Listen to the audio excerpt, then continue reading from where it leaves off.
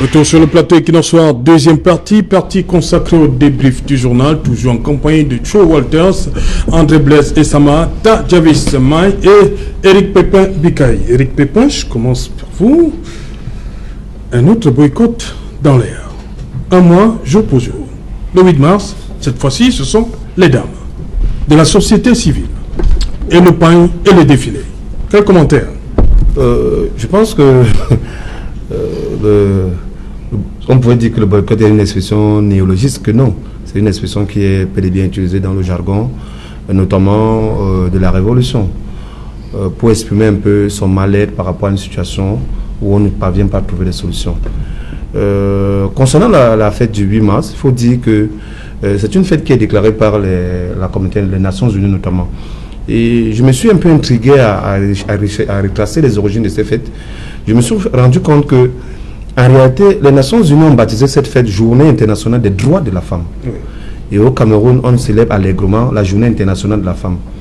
Je pense qu'à partir de ces deux thématiques-là, il y a quelque chose qui ne va pas. Entre les droits de la femme et la Journée de la femme, je pense que c'est deux choses bien différentes. Et malheureusement, c'est une seule journée qui est célébrée. Parce qu'ailleurs, ce sont des journées de réflexion pour essayer un peu de poser des questions par rapport au poids que la femme devrait jouer dans la société. Et Dieu sait le rôle que les femmes sont en train de jouer actuellement. On peut évoquer un peu la gouvernance de Michelle Bachelet, qui est passée aux droits de l'homme aux Nations Unies. On peut également évoquer l'excellente performance d'Angela Merkel. Donc, vivement également que les femmes également, au niveau du Cameroun, prennent conscience de leur poids, notamment dans l'économie sociale, qui est la base de la plupart des économies africaines. Donc, un nouveau boycott qui est en cours. Voilà, parce que là, vous nous éloignez du... Oui, là, on revient maintenant... On se plaindre du temps, hein. Non, là, maintenant, on revient à... Allons-y, c'est tout le point. Un nouveau boycott en cours. Je préfère être nuancé et regarder, observer de près les résultats de ce boycott-là. Mais quel qu'en soit les cas, je pense que nous sommes dans une situation chrysogène. Les ménages ont de la peine aujourd'hui à se faire une santé autre que de s'occuper de leur train quotidien. C'est pour dire que, par exemple, forcément que les réjouissances aujourd'hui à l'intérieur des foyers, les gens n'y ont pas beaucoup accès. Donc peut-être le mot de boycott va également entérimer cette analyse que je suis en train de faire. Mais tout ce qu'on peut dire, c'est un boycott de plus. On verra les effets dans les jours qui vont suivre. Tajavis, Étienne Kabangwala, Maître Aliscom, Maître Tchakounte appelle le boycott et du pain et du défilé de 8 mars.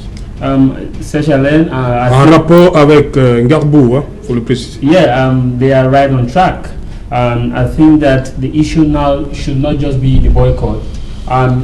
This is what we expected from them. In conflict, there's what we call the third side. And the third side are those who are affected by the actions of Party A and Party B. Those directly affected are the women, the children. And if you realize, during the First World War, 9 of 10 kills were military people. Only one possibly was civilian. But after the Second World War, 9 of 10 killed, 9 are civilians, and 2 probably could be combatant because we have had advancement. And when a crisis like it happens, the only set of persons that can bring sanity, that can reawaken that respect of life is the third side. And the third side composed of the civil society, the church.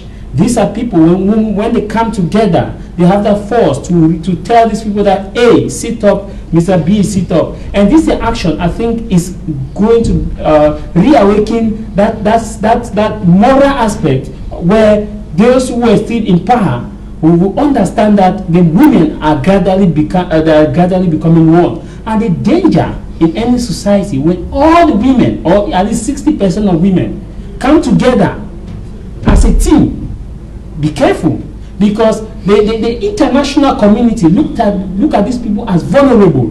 That's why, if you realize if a male journalist and a female journalist are arrested, intervention quickly comes from the female journalist, because they feel like these are the people who are under oppression. So as the women are coming looking at Ngarbou massacre, and they are not just crying Ngarbou, they are crying others, that their children are dying. And they are not just crying the children of those from North and Southwest killed, but including the military. Because the military too killed are sons from different families. Yeah. Some of them are breadwinners of their family, and these persons are all, they have a Cameroonianness in them. So they are crying for the death of both Party A and Party B. I think that it is a good cause that the church now can join. The church can side with these women that, okay, let's sit up. And when the church side with the women, and you have other groups that come together, I will tell you that, Seshala, you will see the effect. The issue now I want to ask them is that after this boycott, what is the next strategy? Because we have seen boycotts. A typical example was in the February election. 9 election, where we saw boycotts. And those some group of persons claimed that they won the boycott, not knowing that there were other parties that had been calling for boycott. Because I heard some parties say they won the boycott. We had CPP that called for boycott. We had his own party that called for boycott. Yeah. The non-state actors called for boycott, and the non-state actor enforced boycott. And you come and say, yeah, we won the boycott because, you know, it's not you. The PAP and the rest started calling for boycott before the election was called up. And these are the legitimate people. And the issue now is not just whether the boycott was called, is after this, what next? It is time for all the stakeholders, peace-loving Cameroonians, those that want the nation to be one and indivisible in diversity and specificity, should come now and side with the women and say, this bloodshed is enough. Even in your military kid, you belong to a family and you have that right to live and to contribute greatly to the nation. So I believe that Ngabu is going to be what we call in chemistry as a catalyst, which activates the rate of the reaction. It's going to reactivate now the rate of this of people to see the need why we must put an end to this bloodshed, no matter the side killed. There are a lot of, we look at Ngabu, there's massacre going on every day, and the massacre is equally health massacre. Every day? A lot of people, yes. A lot of, when I say massacre, they must not be killed by the gun. Because you have said every day. Every day. People die every day in North and South because of lack of basic amenities in the bushes. We don't count that. That's massacre. We call that structural violence. Structural violence, and equally we call that cultural violence. Structural violence is when individuals are deprived from certain basic amenities like healthcare, water supply, logistics. When you deprive these people, they suffer, they die. The end point is that they die. A lot of them in the bushes. I interviewed the director of UN UCHA, James Nuna. I interviewed him, that was 3 days ago in Boya. And when I asked him of the humanitarian situation, he explained to me the rate at which people are dying because of illnesses. Sexually transmissible illnesses have increased because in the village, a certain quarter will move into the bushes and sleep that. And when they sleep into the bushes, that communal life, a lot of exchanges happen. And people lack shelter, adequate water. And people, women deliver and their children die. So we don't look at this death. I believe that this movement too is equally coming to call on those who are dying that we cannot account for. We only account for those who killed with guns. What of those who are killed because you sleep, you don't have access to medical care in this world? Let us stay in the boycott, the 8th of March. But before, Chaud, je sais que André et Blaise c'est un résistant. Il y a une question particulière pour vous. Chaud Walters, what about this next boycott? Well, another boycott. We have been witnessing a series of boycotts in Cameroon. A series? Yes, a series, because there were boycotts for elections. Yes, boycotts 1992. Yes, 1992. We have some boycotts. 97. We have also witnessed the one of 2018 presidential election and the 9 February 2020 elections. I'm tempting to think that boycott does not work in undemocratically country, because Cameroon is democratically. Cameroon is not, there's no democracy in Cameroon, and boycott works in a democracy. That is where I come in. If Kawala, Aliscom and the rest could succeed, it would have been a country that is democratically elected government. But Cameroon is not one. That is why the boycotts have always been defined, but not duly respected. Let me explain myself. When they called for the February twin election, 9 February twin election, the boycott was timid in other areas, active in other areas, but there were no results. Because when you set up an objective, the target is to reach the objective. If the objective is not reached, it means results are negative. And when results are negative, you need to redefine your strategies. So the strategies of boycott in Cameroon can only be redefined if there is democracy. That is my comment at this level. I encourage Kawala and Alice come, but I'm telling them that they should wait for the time where they practice real democracy in Cameroon. And real democracy real democracy was in Cameroon, in southern Cameroon in 1948 with the Macpherson Constitution, when southern Cameroon has a well-defined, democratically elected government. Voilà, la constitution Macpherson. Justement, André Blaise et Sama, vous étiez au courant vous étiez au courant de cette vous qui êtes habitué à rencontrer, travailler avec Edith Kabangwala, Maître Aliscom. Vous étiez au laboratoire pour cet autre boycott. Vous avez participé. Je suis très content déjà de répondre à cette question parce que je fais partie du stand-up. Voilà pourquoi j'ai dit, je vais vous poser. Sur une partie. Vous avez participé à l'élaboration de cette stratégie-là. La stratégie, effectivement, parce qu'en fait, qu'est-ce que le peuple gagne dans l'histoire de notre pays? L'Allemagne a été boycottée par les Douala Mangabel d'Ingosso lorsqu'il voulait ce qu'on appelle récupérer les terres. L'expropriation. Mais il faut que les Camerounais s'inspirent de l'histoire. Donc quand mon frère parle, je suis en train de comprendre que c'est parce que vous n'avez pas une connaissance de l'histoire de votre peuple. C'est un grand peuple, le Cameroun.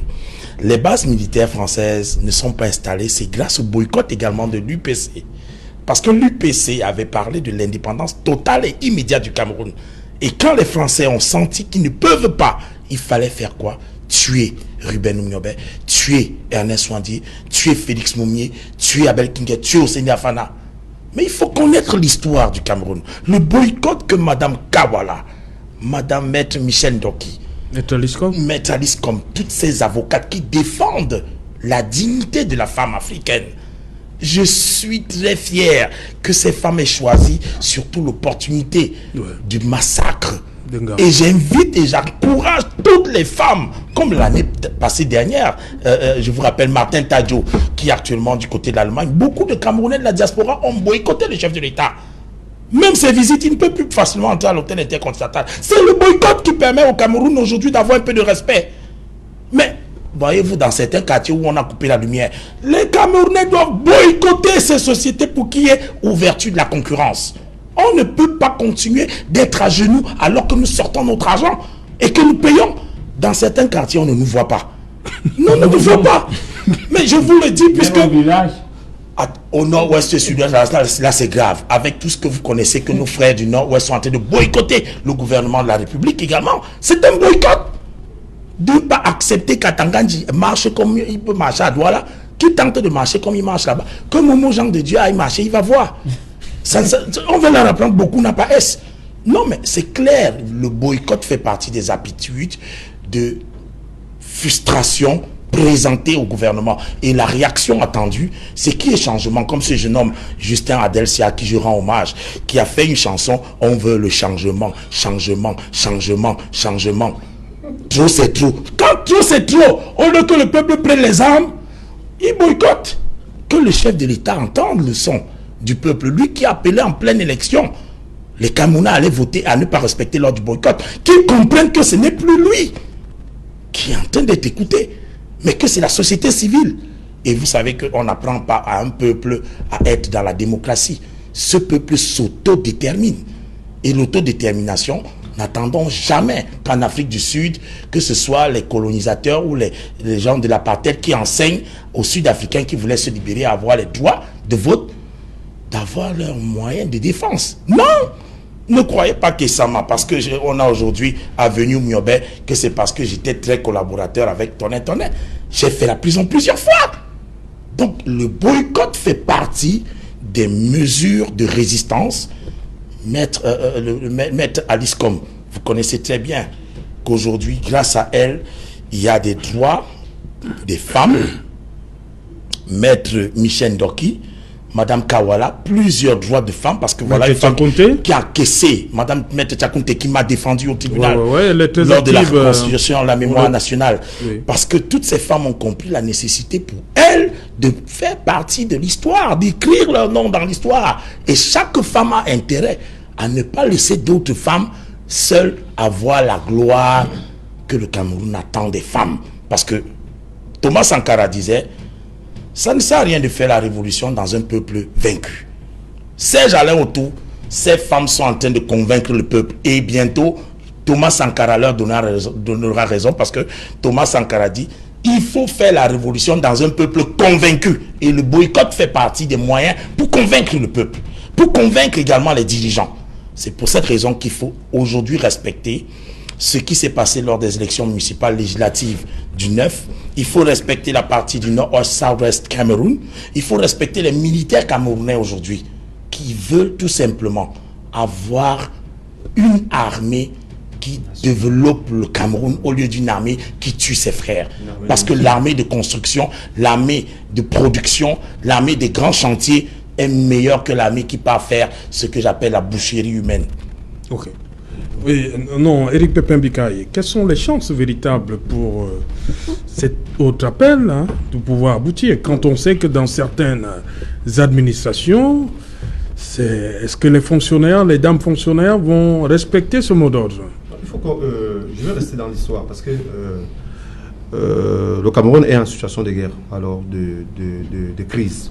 Depuis 4 ans, je l'ai rappelé sur ce plateau.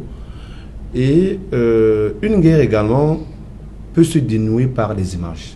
J'ai encore en mémoire la guerre entre les Américains et les Vietnamiens, où en 1975, l'armée américaine utilise le napalm et asperge ça dans un village. Et puis, il y a une petite fille qui sort de son abri et puis elle court sur la rue. On connaît la photographie. Voilà, elle est photographiée. Du monde, cette photographie a servi de déclic pour que l'opinion publique américaine et la société civile demandent à son gouvernement de rapatrier les soldats américains. Il ne faut pas oublier que cette guerre a fait à peu près 56 soldats américains tués et 5 millions de Vietnamiens tués. Donc c'était une guerre assez meurtrière.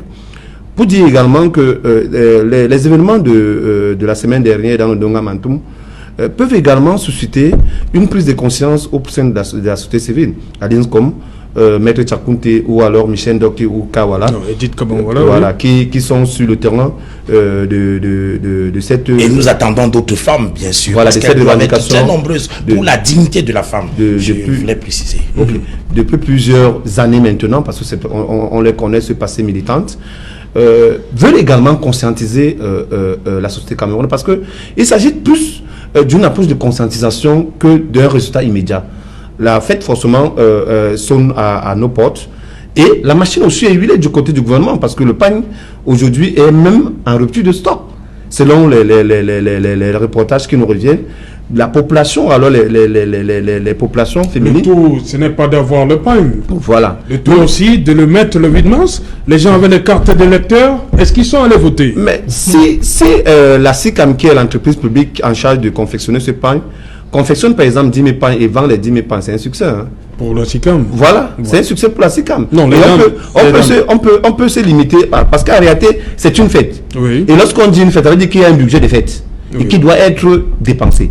Donc, si la SICAM parvient à écouler le gros de son stock, c'est un succès. Maintenant, on pourrait évaluer ce succès, ce boycott sur le prisme des réjouissances populaires. Et là, j'indiquais tout à l'heure que les Camerounais ne sont plus en crainte dans la fête. Parce qu'il y a déjà beaucoup de problèmes sociaux qui traversent les ménages. Et ils ont de la peine à résoudre ces problèmes. André Blaise a rappelé tout à l'heure, la SONEL, l'éducation des enfants, les problèmes de logement. Donc, ça fait que ça laisse une petite place à la réjouissance. Un sac de ciment, un camion de sable, ça énerve tout ça. Voilà. Mais il est aussi important que ces acteurs féminines que André Blaise a cité tout à l'heure, essaie davantage de mener ce côté pédagogue de conscientisation par rapport à la guerre qui se passe dans le nord-ouest et le sud-ouest. Mais pas seulement. Il y a d'autres problèmes qui minent notre société, qui doivent interpeller ces aînés-là. Donc, les résultats qu'on attend de ce boycott, forcément, ne doivent pas se mesurer sur le prisme des réjouissances limitées. On a besoin que ces actions se prolongent pour une bonne prise en compte des problèmes réels du Cameroun et pour un meilleur rôle de la femme dans le jeu démocratique camerounais. Non, elles ne sont pas dispersées. Elles parlent du pain et du défilé.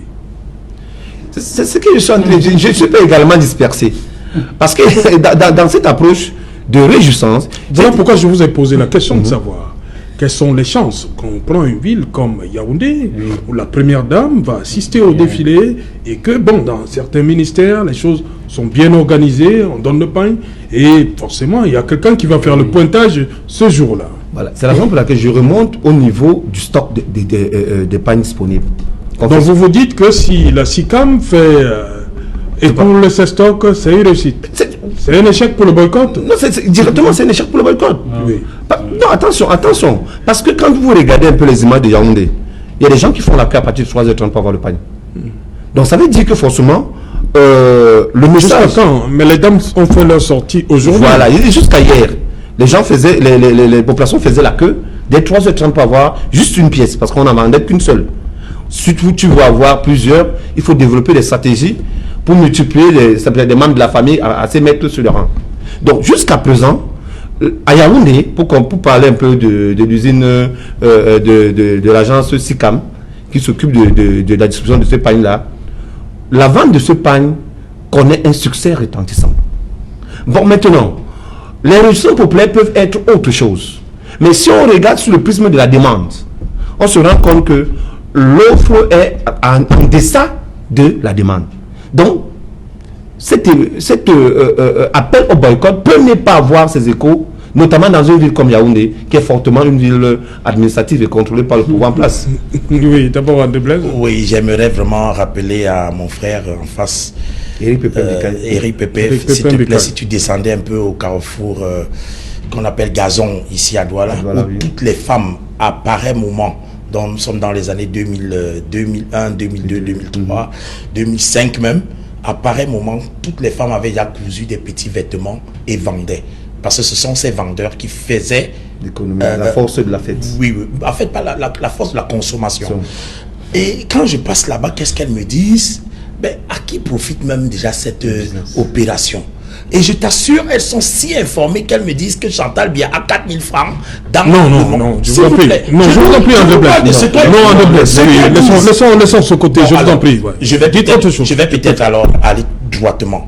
Vous savez, ces femmes, elles disent qu'elles n'ont rien à donner à ceux qui ont déjà de l'argent.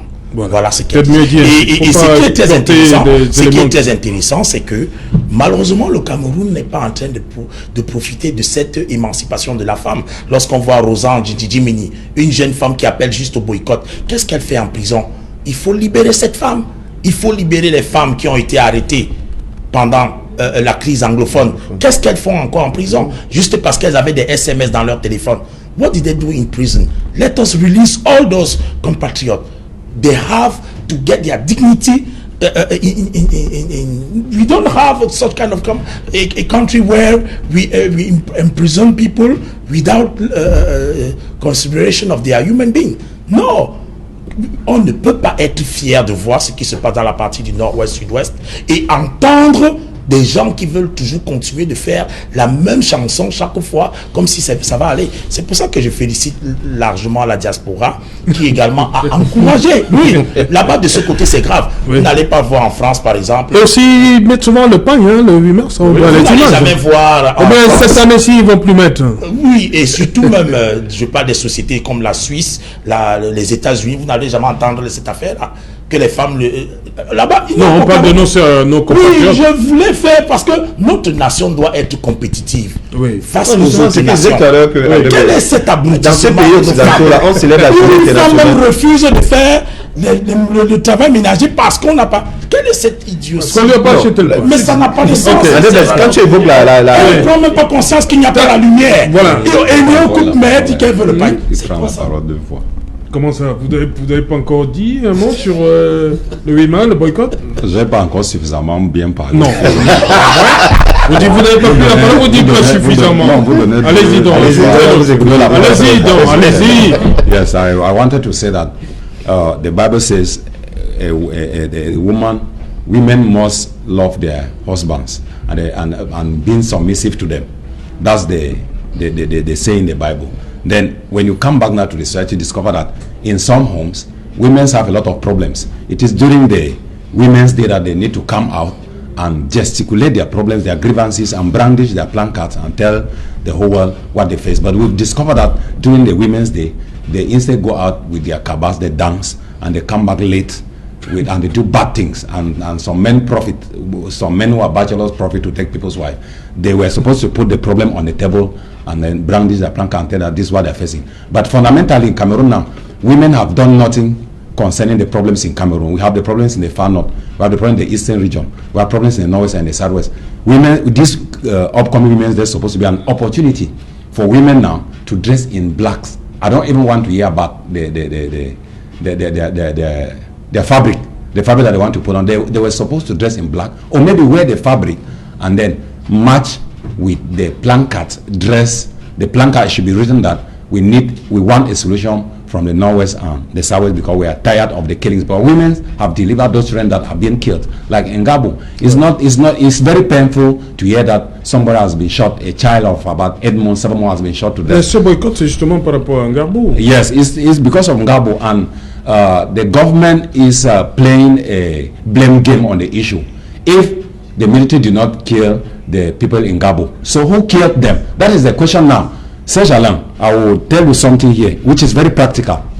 Now in Cameroon, when they put on a uniform officer, you are being chased, and you can be taken to court. Nobody is obliged to put on a military uniform. But the eyewitness from the ground said people wear military uniform and they came and killed. So if they did not kill, who killed? I don't want to. Oui, restons sur le événement. Je vous out from the topic. Oui, Tajavis, je vous pose la même question. Quelles sont les véritables chances pour le boycott du 8 mars? Before coming to that, I want to do a quick interjection as concerns the role of women in this crisis. I must say that saying the women have done nothing is kind of gross exaggeration in terms of what we are witnessing in Cameroon. And equally say that we have useless government is kind of a gross exaggeration, because no matter how a government is, if you have a problem now, you still go to that government for it to be solved. So thus, maybe we cannot fine-tune the kind of word we use in order to ensure that governance, not government.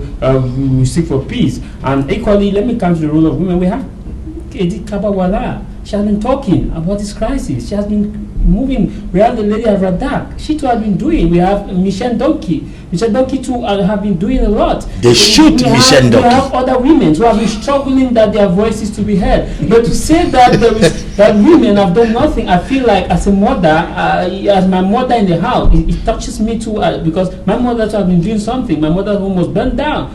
She is internally displaced, but with her, she has been able to tell the few sons that are still alive, that hey, this is what you're supposed to do. You're supposed to do like this so that you don't get into trouble. The individual women at their homes in North and Southwest counseling their children are doing a lot. We cannot just say that women are doing nothing. However, their efforts still need to step up. At that, I agree. Come out to the crux of the matter. If this celebration will actually, this boycott will actually affect the celebration, I want to look at two things here. First, the motive of the celebration, and second, the outcome of the celebration. Yeah. Now, for the motives of the celebration is to ensure, this motive has always been that they want to use that day to galvanize for total women balance and to show the kind of things that women have been able to do in their different fields. And you see during that day, you see women moving with tractors, driving tractors, you see women doing jobs that are caption main job. That's the motive. The outcome of that day is to show the unity of the nation in terms of the father in the house and the mother in the house, where you see that the women come together. That's why you see the first lady of the nation is always there to say that, hey, I am there too with the rest of the women to show that unity. But now in terms of the motive and the action, this boycott, how is it going to affect the motive and the action? First, the motive of showing the strength is going to be weakened, especially if we look at some key areas like in the northwest and the southwest, and you come to the key neighborhood that these women occupy. I think that even if they are able to show their strength in some of these localities, it is worth appreciating, because it will touch one's soul, it's a ripple effect. Things don't just move haywire with general. It starts from a small process, a gradual process. I think they are making progress. Now, in terms of the outcome, how is the outcome going to be if they don't participate? The outcome is that it's going to constantly damage the image of the nation, because whether we like it or not, the press will carry it. Whether we like it or not, other media organs will carry it. How does geopolitics function? International organization, multinational organization picks most of the information from the media. And when they look at what the media of that nation is saying, they don't need to come to your nation to do first an independent investigation. When they get those facts, it tells them what and how you're doing. So in terms of the motive, it's going to affect the participation, and the outcome is that it's going to create a negative image on the state of the government. And equally, it's a litmus test for diplomatic missions like the embassies that have women. Because usually during these women, they will have those embassies that have women, the ambassadors, the wives of these ambassadors come out and join the women. Now, if the women are calling for boycott, and you as United States ambassador, your wife believes in justice, gender equality, and equally the plight of women, and women call for boycott, and your wife goes there, how is that going to sound for your international, for your nation? How is your nation going to look at you? So it's not, those diplomatic women are caught between the day one and the deep blue sea, where they are confused where to go, where not to go, based on the policy. I think that if we look at it from this dynamic, we will be able to tell the ordinary Cameroonians what to do so that they can make informed choices and make their analysis well. Ok. Voilà, merci. On est arrivé au terme rapidement, 30 secondes. Oui, je vais terminer par ce qui se passe du côté de Makepe Misoke. Là, il y a une chefferie et vous avez fait un reportage là-dessus où toute une grande quantité de mes frères et de mes sœurs du Nord-Ouest, South-Ouest sont parqués comme des animaux. Et c'est une image que j'aimerais que, lorsque nous sommes en train de vouloir, soi-disant, célébrer ou fêter certains événements, qu'on pense un peu à ceux qui sont déplacés, les déplacés du Nord-Ouest. Je rends hommage à Mimi Mefo, cette formidable journaliste qui aujourd'hui me manque ici à Equinox. Elle me manque tellement. Elle me manque tellement. Okay. Et Eric je pleure pour le Cameroun. Voilà. Joe Walters, Hugo? Yes, my last word is to the government. Je voudrais m'adresser à l'État camerounais. Combien des anglophones seront tués pour trouver une solution dans la crise anglophone? Eric Pépin Bikaï. Non, mon dernier mot sur le boycott. Je souhaite que le gouvernement essaie d'entendre les voix de ses enfants dans le cadre des différentes crises qui minent le pays. Parce que forcément, à chaque moment, on va essayer d'utiliser un contexte pour essayer toujours de présenter le Cameroun là comme le mal-aimé de l'Afrique. Donc il est vivement que les uns et les autres se reprennent et qu'ensemble on essaie d'aller vers l'avant pour construire un nouveau pays, avec de nouveaux acteurs forcément. Taïrvi. I want to say it's a difficult moment for the nation and for the people of Anglophone Cameroon. I want to say, regardless of where you are, we should focus on what unites us than what divides us. What unites us is the image of God in us. And when we focus on that, we will not kill an innocent person, we will not spoil people's image, and we will respect the rule of life. I think that when we start to focus on that imago Dei, that image and likeness of God, we will begin to see solution. And equally, we should mind what we say. We should not just be insultive, but we should be productive and look at the common value. And good evening again to those in Moyen who are watching us. Merci, cher monsieur, d'être venu. Merci. Merci. Bonsoir à tous. Voilà, rendez-vous lundi lorsqu'il sera 19h pour un autre rendez-vous équinoxois. Bonsoir, Colombon.